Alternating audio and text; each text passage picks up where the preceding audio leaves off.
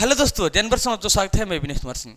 दोस्तों, आज पढ़ाने वाला मेरा भाई त्रिभुज, वह भी विधोत और विस्तार से, नो डाउट सीधे तराएंगे भाई ऑब्जेक्टिव में टीच आउट। क्योंकि भाई हम तराते हो ऑब्जेक्टिव में नो ऑब्जेक्शन। हाँ जी, मैथ तब पागलपन तैसे हो जाता हम तो भाई आज तम तरिए तो छोड़ेंगे। हाँ जी, क्योंकि नो डाउट करना होगा, सीधे टीच आउट करना होगा, वह भी विधोत और विस्तार से। हर एक सवाल का भाई शॉर्ट तरीका कि कैसे ऑब्जेक्टिव को ऑब्जेक्टिव जैसा बनाया जाए, कैसे सब्जेक्टिव को सब्जेक्टिव जैसा बनाया जाए भाई। तो ऑब्जेक्टिव जैसा ही मैं पढ़ाऊंगा। 2 से 3 लाइन में भाई आंसर लाना सिखाऊंगा और नो डाउट सीधे टीच आउट करना भी बताऊंगा। तो देरी किस बात पे भाई, चलिए आज के फर्स्ट प्रश्न को देख लेते हैं जी। तो चलिए मेरे भाई, आज के फर्स्ट प्रश्न है गुरु जी, क्या तहरा है जी, दिखने जरूरत है, जो ऑलरेडी आप लोग स्क्रीन पे दिखाई दे रहा है। तहरा भाई त्रिभुज एबीसी में एच वाई भुजा AB पर और AC पर स्थित है। AB पर और AC पर 2 बिंदु है भाई। त्रिभुज ABC, मैंने एक त्रिभुज बना लिया जी, जिसका नामकरण करना है गुरु जी ABC। अब देखिए AB पर और AC पर दो भुजा स्थित है, 2 बिंदु स्थित है। एक यहाँ पे जिसका नाम क्या दे रहा है गुरु जी, जिसका नाम क्या दे रहा है, कह रहा है त्रिभुज ABC में H और Y भुजा AB पर और AC पर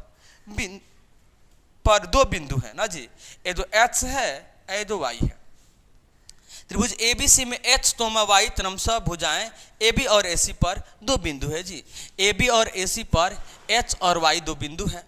और इसके बाद आता रहा है गुरु जी, कह रहा है तथा HY पैरेलल BC। भाई HY समानांतर किससे है जी, HY समानांतर, हाँ जी पैरेलल बोलिए या समानांतर बोलिए, BC है। तो गुरु जी क्या, तो HY समानांतर BC है। तो कह रहा है यदि HY, अच्छा AH दे रहा है, हाँ AH तमान कितना गुरु जी, कितना AH तमान 2 और HB तमान कितना 3। इसी तो आप ऐसे लिख सकते हैं, मतलब AH अनुपात क्या दे रहा है HB, तो भाई दे दिया कितना 2:3। तो इस तो बट्टे में नहीं लिख सकते हैं, AH बट्टा HB इक्वल टू 2/3। बात तो एक है, बात तो एक ही है जी। तो भाई घबराना ना है जी। तो कह रहा है Y, हाँ AY, तो भाई निकालना है मान तीसरा, AY अनुपात Y सीटा। तो मेरे भाई देखो, तुझे मालूम है प्रमेय 6.1 आप पढ़े होंगे थेल्स, कि भाई थेल्स कहता है कि किसी त्रिभुज के 2 भुजा, एक भुजा के समानांतर एक रेखा खींचा जाए तो अन्य 2 भुजाओं तो एक ही अनुपात में बढ़ता है। जब यह इसके समानांतर होगा तो जो इसका अनुपात होगा वही सेम इसका अनुपात होगा। जो इसका अनुपात होगा सेम उसका अनुपात हो जाता तब जब HY BC से समानांतर हो जाता, तब HY समानांतर BC दे ये रहा है। तो इसका अनुपात भाई, इधर वाला तो अनुपात 2:3 है, तो इधर वाला तो अभी अनुपात क्या होगा 2:3 होगा। तो इसका भी राइट आंसर क्या होगा 2:3 होगा। समझे कि नहीं समझे, फिर से समझिए भाई, हम विस्तार से ही बताएंगे। भाई थेल्स प्रमेय में आप पढ़े होंगे कि एक त्रिभुज के एक भुजा के समानांतर है, किसी त्रिभुज के एक भुजा के समानांतर, ये तो कोई भी भुजा ले लीजिए, जैसे इसके समानांतर या खींचा गया है। किसी त्रिभुज के एक भुजा के समानांतर एक रेखा खींची जाए तो अन्य 2 भुजाओं तो एक ही अनुपात में बढ़ता है या समानुपाती होता है, माने समान अनुपात का होता है भाई। तो इधर वाला जो अनुपात होगा इधर वाला से बराबर होगा तब जब यह इसके समानांतर होगा तब। यहाँ पे कह रहा है समानांतर है, तो यह भी 2:3 है, तो इधर भी 2:3, हमारा राइट आंसर 2:3। नो डाउट सीधे टीच आउट। इतना आपको दिमाग लगाने की जरूरत ही नहीं था, सीधे 2:3। तब जब इधर वाला अनुपात बराबर है तो इधर वाला भी उतना ही होगा, तब होगा जब यह इससे समानांतर होगा तब होगा। तो चलिए मेरे भाई राइट आंसर देख लेते हैं 2:3। तो हाँ 2:3 option number B, no doubt सीधे तर लेना होगा मेरे भाई टीच आउट। तो देरी किस बात था भाई, चलिए भाई सेकंड प्रश्न तो देखते हैं जी। हाँ जी, सेकंड प्रश्न तो मतलब 2 नंबर सवाल जो ऑलरेडी आप लोग स्क्रीन में दिखाई दे रहा है, क्या कह रहा है गुरु जी, देखने की जरूरत है। कह रहा है मेरा भाई 2 नंबर सवाल, गुरु जी क्या 2 नंबर कह रहा है 2 समरूप त्रिभुज ABC और PQR। जैसे मैंने 2 त्रिभुज बना दिया जी, जिसका नामकरण कर दिया बी सी, दूसरा त्रिभुज पी क्यू आर, ठीक है। दो समरूप त्रिभुज ए बी सी एवं पी क्यू आर के क्षेत्रफल क्रमशः 81 सेंटीमीटर स्क्वायर है जी। इसका क्षेत्रफल कितना है 81 सेंटीमीटर स्क्वायर। इसका क्षेत्रफल जी, इसके बाद वाला क्षेत्रफल कितना दे रहा है गुरु जी 49 सेंटीमीटर स्क्वायर। हाँ 49 सेंटीमीटर स्क्वायर। तो क्या कह रहा है भाई, तो क्या कह रहा है, यदि त्रिभुज ए बी सी की ऊंचाई 4.5, इसका ऊंचाई कितना दे दिया 4.5, ठीक है 4.5 सेमी। अच्छा जी, तो इसका ऊंचाई पूछ रहा है क्या, तो पी क्यू आर की ऊंचाई क्या होगा, तो इसका भाई ऊंचाई क्या होगा, इस तो H1 कर देते हैं, इस तो H2 कर देते हैं भाई, इसका ऊंचाई ज्ञात करना है भाई, नो डाउट होगा, सीधे टिक आउट होगा। मेरे भाई याद रखना, अगर दोनों त्रिभुज जब सर्वांसम रहेगा, कह रहा है कि सर्वांसम है, दोनों त्रिभुज जब सर्वांसम रहेगा तो भाई दोनों के क्षेत्रफल का अनुपात, ठीक है, दोनों के क्षेत्रफल भुजा का अनुपात के स्क्वायर के बराबर होता है क्षेत्रफल का अनुपात। जैसे यहाँ पे H1 बट्टा H2, भाई इसका भी स्क्वायर कर दीजिए, इसका भी स्क्वायर कर दीजिए। इक्वल टू त्रिभुज ABC का क्षेत्रफल गुरु जी 81 और त्रिभुज PQR का क्षेत्रफल गुरु जी 49। देखो H1 जो है इसका है ऊंचाई और H2 जो है इसका भाई, H2 है इसका ऊंचाई, भाई इसका H2 का क्षेत्रफल है, इसका ऊंचाई H2 है इसका ऊंचाई त्रिभुज PQR का, और इसका क्षेत्रफल कितना दे रहा है 49, तो मैंने दे दिया 49। H1 है इसका ऊंचाई, इसका क्षेत्रफल कितना दे रहा है 81, तो मैंने दे दिया 87। भाई इसके स्क्वायर के बराबर होता है जी, तो आप यहाँ पे सीधे तुम कर सकते हो भाई, H1 का मान दे दिए 4.5, तो यहाँ पे कर दीजिए 4.5 का स्क्वायर।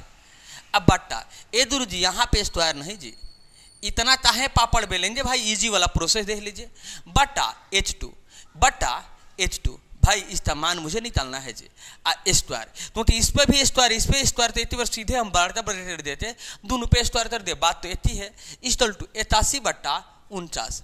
अब मेरे प्यारे बताओ कि स्क्वायर हटता है तो सामने वाला पे रूट चढ़ जाता है, हाँ गुरु जी, तो 4.5 बट्टा H स्क्वायर, अच्छा सॉरी 4/5 बट्टा H2 इक्वल टू, ये स्क्वायर हटेगा तो सामने वाला तो रूट में, तो 81 बट्टा 49 हो जाएगा।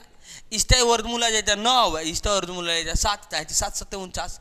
देखो इतना तो आप समझते हैं, 81 का वर्गमूल 9 और 49 का वर्गमूल 7। अब मेरे प्यारे बताओ जी, तुम थोड़ा सा मुझे बता दो जी, मैं यहीं पे आंसर लिख देता, मगर आपको समझाने में मुझे समय लग रहा है मेरा भाई। H2 इक्वल टू 9/7 होगा कि नहीं होगा, तो बोलो तो हो देती होगा भाई, तरह से मल्टीप्लाई कर दीजिए जी, तो 9 यहाँ पे लिख देंगे हम, 9 H2 इक्वल टू 4.5 × 7, हाँ जी। अब बट्टा, अब देखो दशमलव हटा देंगे यहाँ पे 10, तो दिक्कत।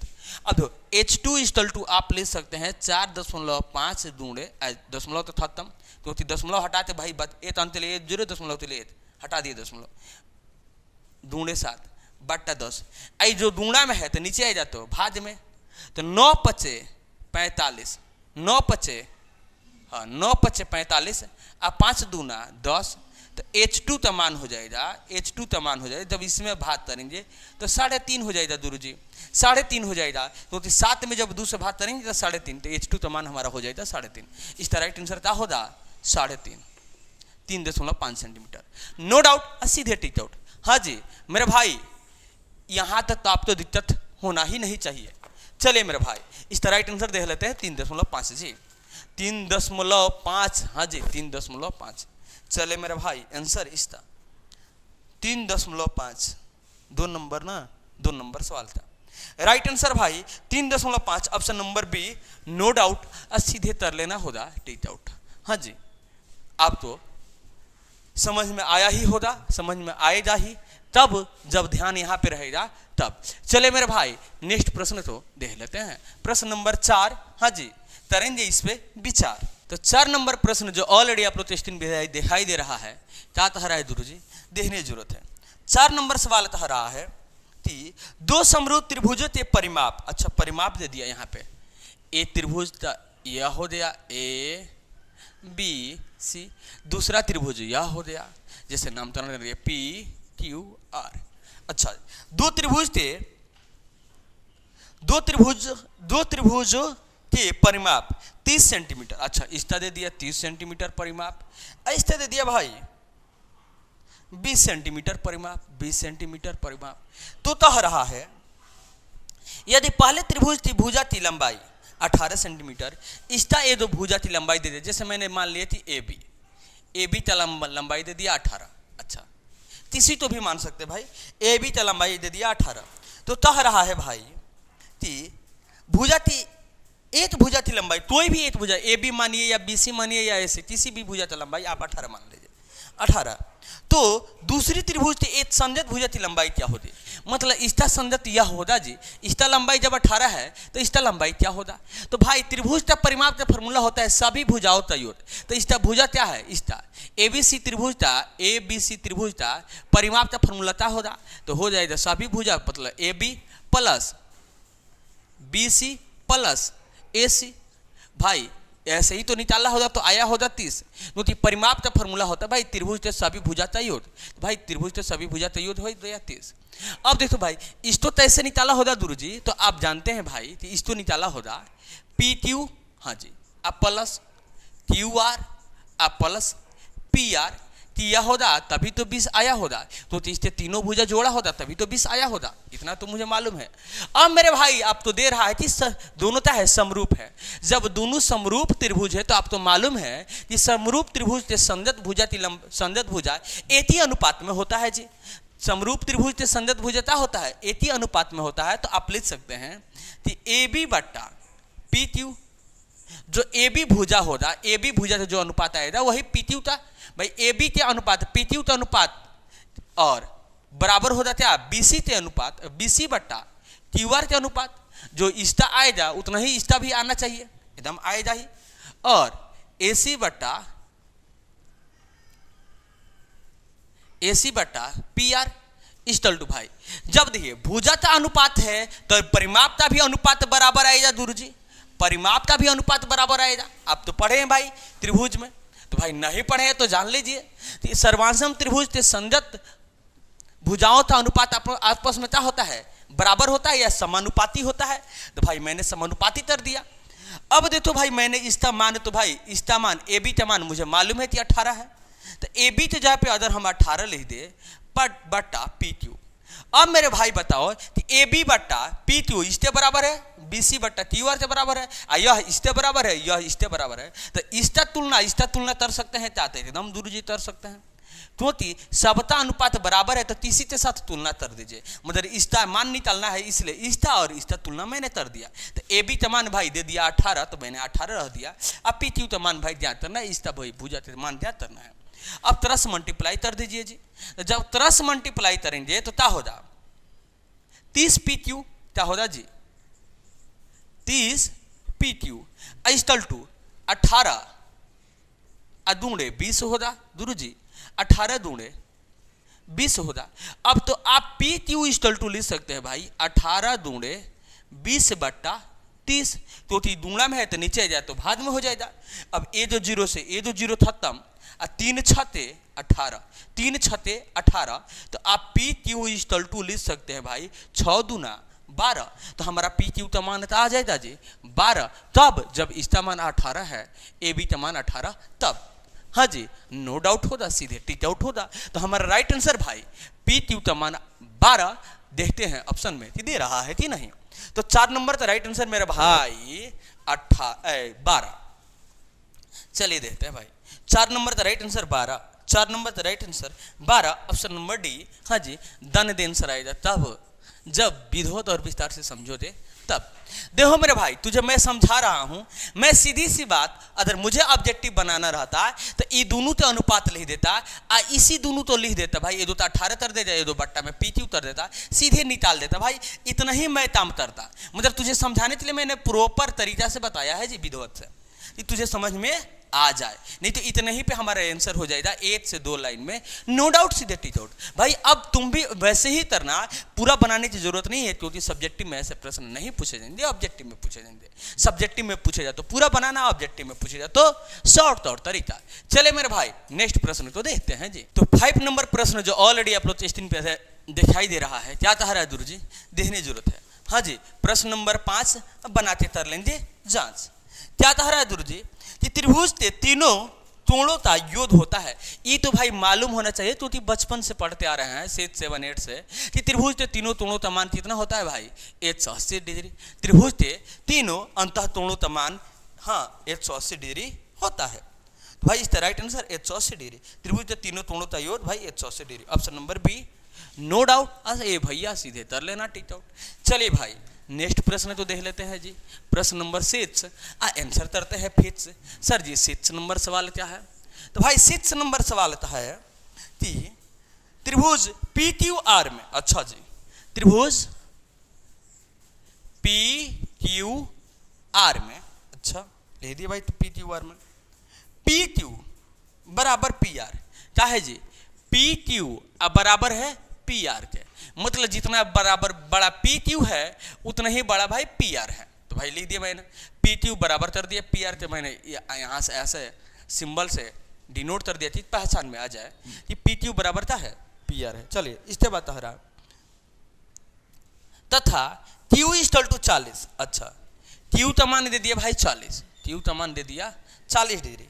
तो कह रहा है भाई कि एंगल पी का मान क्या होगा, तो एंगल पी का मान क्या होगा मेरा भाई, आप 9th में पढ़े होंगे कि बराबर भुजाओं के समूह भुजा बराबर, किसी त्रिभुज के बराबर भुजाओं के समूह कोण आपस में बराबर होते हैं। यह दोनों अगर भुजा बराबर है तो भाई इसके आमने सामने के कोण भी क्या होंगे बराबर होंगे। जब इसके सामने का कोण 40 है तो इसके सामने का भी कोण क्या होगा 40 होगा, इसके सामने का भी कोण क्या होगा मेरे भाई 40 ही होगा। क्यों, क्योंकि आप 9th में पढ़े हैं भाई नियम, 9th में आप नियम पढ़े हैं कि किसी त्रिभुज के बराबर भुजाओं के समूह कोण क्या होते हैं आपस में बराबर होते हैं मेरे भाई। तो यह बराबर बराबर भुजा आ जाए तो इसके सामने कोण 40 है तो इसके भी सामने कोण क्या होता है 40 होता। अब अभी आपने देखा कि त्रिभुज के तीनों कोणों का मान कितना होता है 180 डिग्री होता है। तो भाई त्रिभुज के तीनों कोणों का मान 180 डिग्री और दो कोण का मान मालूम है कि दो कोण का मान कितना 80। तो भाई 180 में से घटा दीजिए 80 तो आ जाएगा 100। इसका मतलब राइट आंसर क्या होगा पी का मान 100, नो डाउट सीधे टिक आउट, क्योंकि दो मान मालूम है तो दो तो जोड़ते भाई 180 में से घटा दीजिए, राइट आंसर 100। चलिए भाई राइट आंसर 6 था भाई 100। चलिए ऑप्शन में देख लेते हैं, हाँ तो 6 था 100, option number D, no doubt. एमरो भैया सीधे कर लेना तुम टिक आउट। चलिए भाई नेक्स्ट प्रश्न तो देखते हैं जी, कैसे नो डाउट सीधे टिक आउट किया जाए। प्रश्न नंबर 7 नहीं करेंगे भाई बात, तो 7 नंबर का कह रहा है गुरु जी सवाल देखने की जरूरत है। 7 नंबर तुझे मैं कह रहा है भाई दो समरूप त्रिभुजों के क्षेत्रफलों का अनुपात, दो समरूप त्रिभुज के क्षेत्रफलों का अनुपात, हाँ जी 131 अनुपात भाई 64 है गुरु जी 64 है, तो उनके संगत माध्यों का अनुपात का होगा। तो भाई मैंने बताया दिया तुझे कि जब भी ऐसा कहे तो इस तो तातरना इसका वर्गमूल निकाल देना, संगत माध्यता अनुपात पूछे तो तातरना ये दोनों का वर्गमूल निकाल देना जी, ये दोनों का वर्गमूल निकाल देना, मेरा राइट आंसर हो जाएगा। तो 131 का वर्गमूल 11 हो जाएगा और 64 का वर्गमूल 8 हो जाएगा, क्योंकि 31 11 रही है 131 आई 8 64 और नो डाउट होगा सीधे टिक आउट होगा। चलिए भाई आंसर देख लेते हैं। तो 7 का जी, हाँ जी प्रश्न नंबर 7 का राइट आंसर ऑप्शन नंबर ए 11:8, 11:8, हाँ जी नो डाउट। और सीधे कर लेना तुम टिक आउट। हाँ ऐसे तो सवाल पूछे ही जाएंगे पेपर में, हर एक साल पूछे भी जाते हैं। चलिए भाई 8 नंबर सवाल देखते हैं जी कि कैसे नो डाउट सीधे टिक आउट करें। चलिए 8 नंबर प्रश्न जो ऑलरेडी आप लोग तो स्क्रीन पे दिखाई दे रहा है, क्या कह रहा है गुरु जी, हम भी देख लेते हैं जी 8 नंबर। हाँ जी सवाल नंबर 8 कह रहा है यदि पी क्यू आर में, अच्छा जी यदि पी क्यू आर में, जैसे त्रिभुज बना दिए पी क्यू आर में, ठीक है भाई पी क्यू आर में पी आर, अच्छा ई वाला पी आर, चलिए पी आर का square equal to P Q का स्क्वायर प्लस क्यू आर का स्क्वायर, तो क्यू का मान होगा।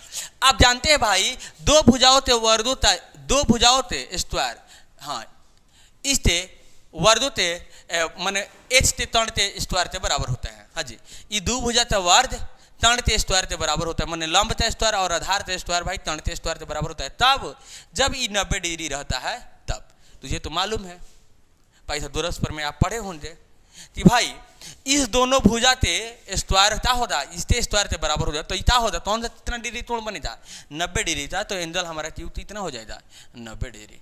नो डाउट मेरे भैया सीधे कर लेना तुम टिक आउट। हाँ जी, जब 90 डिग्री तक कोण यहाँ पे बनाए जा तभी ऐसा होगा बराबर, नहीं तो नहीं होगा। चले मेरे भाई चलिए इसका राइट आंसर देख लेते हैं। 8 था, हाँ जी 8 था राइट आंसर गुरु जी, 8 था राइट आंसर, 8 था right answer 90 option number D no doubt सीधे टिक आउट। चलिए भाई चलिए 9 नंबर प्रश्न को देखते हैं जी। 9 नंबर प्रश्न जो ऑलरेडी आप लोग स्क्रीन पे दिखाई दे रहा है, क्या कह रहा है गुरु जी, देखने की जरूरत है। 9 नंबर सवाल अब की बार, हाँ जी सवाल 9 नंबर, चलिए क्या दे रहा है गुरु जी, कह रहा है दो समरूप त्रिभुजों की भुजाओं का अनुपात 4:9। अच्छा भुजा के अनुपात दिया है, यहाँ पे ध्यान रखना मेरे भाई, ये भुजा के अनुपात तो इनके क्षेत्रफल का अनुपात होगा। तो भाई जब भी भुजा का अनुपात दिया रहे क्षेत्रफल का अनुपात पूछे तो ये दोनों का स्क्वायर कर देना, क्या करना भाई, ये दोनों का स्क्वायर कर देना है। तो 4 का स्क्वायर 16 और 9 का स्क्वायर 88, हाँ जी 9 का स्क्वायर 88। तो भाई हमारा राइट आंसर होता है 16:88। हाँ एक बात और याद, क्षेत्रफल का अनुपात दे दे अब भुजा का अनुपात पूछे तो ये दोनों का वर्गमूल निकाल देना, यही हो जाएगा, समझे। एकदम सेम उल्टा है भाई, तो यहाँ पे भुजा का अनुपात दे रहा है, क्षेत्रफल का अनुपात पूछ रहा है, तो 16:88 तटने वाला रहता तो काट देते, नहीं तटने वाला है तो राइट आंसर। चलिए मेरे भाई देख लेते हैं। तो 9 नंबर था राइट आंसर 16:88। नो डाउट मोरे भैया सीधे तुम करना सीख लेना जी टिक आउट। चलिए भाई चलिए 9 नंबर था राइट आंसर, हाँ 16:88 option number D done they answer आएगा। हाँ जी नो डाउट हो जा सीधे टिक आउट हो जाए। हाँ जी अभी तक अगर आप वीडियो में बने हैं भाई तो वीडियो तो लाइक करने में मेरे भाई कंजूसी न करना जी, क्योंकि आपका लाइक ही मुझे पढ़ाने और समझाने के जुनून और तजुर्बा तो बढ़ाता है। तो 10 नंबर सवाल जी क्या कह रहा है गुरु जी, 10 नंबर सवाल कह रहा है त्रिभुज ABC में, अच्छा जी मैंने बना दिया त्रिभुज ABC में D और E क्रमशः भुजा AB पर और AC पर है। AB पर माने D और AC पर E, जैसे एक रेखा थी यहाँ पे स्थित है, दो यहाँ पे स्थित है। तो क्या कह रहा है गुरु जी 10 नंबर में, ठीक है स्थित है AB पर AB तथा AC पर, ठीक है इस प्रकार है कि DE पैरेलल BC, माने डी किसके समानांतर है भाई BC का, माने दिया है DE पैरेलल BC। भाई जब इस समानांतर है या इसके समानांतर है तो ये एक अनुपात में हो जाता, तुम्हें मालूम है पर मैं 6.1 से।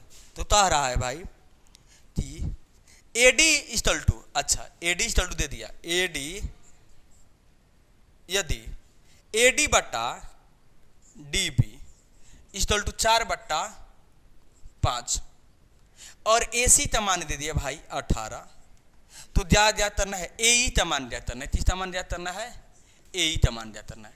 मेरे भाई देखो जब यह इसके समानांतर है भाई तो यह दोनों एक अनुपात में होगा, तो हम ऐसे ले सकते हैं AD बट्टा DB इक्वल टू AE बट्टा EC। तब जब यह इसके समानांतर है तब तो भाई दे ही रहा है। अब भाई AD बट्टा DB का मान तुझे दे दिया भाई 4/5, तो हम इस जगह पे 4/5 इक्वल टू गुरु जी मुझे AE निकालना है, AC का टोटल का मान दे रहा है 18, टोटल मान दे रहा है 18। तो भाई AC का टोटल मान जब 18 है तुझे यहाँ से यहाँ तक के मान भाई 18 है, 18 है। अगर इसका मान ले हम H, यहाँ से यहाँ तक भाई मान ले H, तो यहाँ से यहाँ तक तता होगा। तो सर जी 18 में से घटा देंगे जो होगा वही होगा, एकदम होगा टोटल में से भाई, टोटल जो 18 है 18 में से जब H तो घटा देंगे तो हमारे EC नहीं निकलेगा। जैसे यहाँ पे कह देती AE का मान अगर 4 दे दिया तो भाई 18 में से 4 घटा देंगे तो कह देती सर जी EC का मान 14 है जी, तबे ना 14 और 4 18 होगा। तो भाई इसका मान मुझे नहीं मालूम है तो H मान लिया मैंने। तो अब यहाँ पे ए के जगह पे हम एच लिख सकते हैं, इसी के जगह पे 18 माइनस एच लिखेंगे, क्योंकि 18 में से जब ए घटाएंगे तो हमारा इसी मान निकल जाएगा। तो हम 18 माइनस एच लिख देते हैं भाई, तरह से मल्टीप्लाई। अब देखो भाई तरह से मल्टीप्लाई, तो एच में जब 5 से गुणा करेंगे तो 5h हो जाएगा। 18 14, 18 6 18 से 54, 18 14 72, माइनस 4 में जब एच से गुणा करेंगे तो 4h। अब देखो तो 5h माइनस में तो बराबर इधर आएगा, तो प्लस में 4h इक्वल टू भाई 72। तो 4h 5h 4h 5h 9h equal to 72। तो 9 8 72, तो हमारा h तमाना दे 8, h तमाना दे 8, मतलब ए तमाना दे 8, तो इस तमानता हो जा भाई, घटा लेना, इस तमान हो जाएगा 10 10 8 18 होता। समझ में आया कि नहीं? क्योंकि यहाँ पे देखो 18 में से h तमान घटा दोगे तो हमारा इसी तमान निकल जाएगा भाई, इसी तमान निकल जाए। मतलब मुझसे पूछ रहा है क्या, ए पूछ रहा है, तो ए तमान मुझे क्या आया है भाई, ए तमान। ए के जगह पे मैंने h लिखा था, ए के जगह पे h लिखा था, तो h तमान 8, तो ए तमान भी 8, नो डाउट। एमोर भैया सीधे कर लेना तुम, टिक आउट। चले भाई ऑप्शन में दे लेते हैं ए, हाँ जी ए 10 नंबर ना, ए 8 सेंटीमीटर, हाँ option number A 8 cm, no doubt, सीधे हो जा, टिक आउट। हाँ जी ऑप्शन नंबर ए में मैंने 8 ला दिया है। ए गुरु जी यहाँ पे 8, यहाँ पे 8, नो डाउट, सीधे कर लेना मेरे भाई, टिक आउट। चलिए दोस्तों, तो आज के लिए इतना ही, वीडियो ज़्यादा लंबा ना हो जाए इसलिए मैंने 10 ही प्रश्न तो बताया है, नो डाउट सीधे टिक आउट सब कराने का प्रयास भाई किया है। आप लोग करिएगा, तब जब ध्यान से देखिएगा तब। किसी प्रकार की दिक्कत प्रॉब्लम दर्जन परेशानी है मेरे भाई, इसी वीडियो में आप कमेंट बॉक्स आपके नाम चाहे भाई कमेंट कर देना, और वीडियो तो लाइक कर देना मेरे प्यारे। हाँ, अगर आप ऐसे ही एमपीडी गाइड पूरा पढ़ना चाहते हैं, ऑब्जेक्टिव में नो ऑब्जेक्शन करना चाहते हैं, तो चैनल को सब्सक्राइब कर देना और बेल आइकन जरूर बजाना।